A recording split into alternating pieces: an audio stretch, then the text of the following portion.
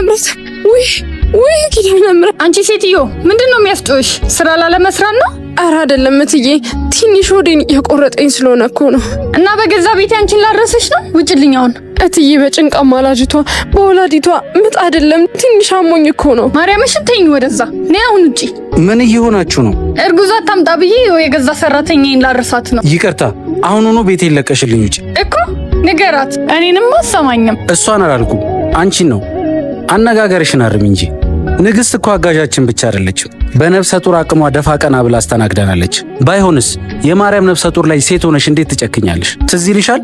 አንቺም ስታመጪ ይቺን የማርያም ስዕል ይዘሻት ነበረ። ከኛ በላይ ኪዳነ ምሕረት አለችላት። አንቺ ግን እንደዛ አይደለም። እኔም የጭንቄን እናት አልረሳኋትም። ግን እኔንስ ማን ያገዘኛል? ይቅር በለኝ። ክርስትና የተቸገረን መርዳት፣ ያዘነን መጽናናት እንጂ መግፋት አይደለም። ንግስትም እኛ ቤት ትታረሳለች።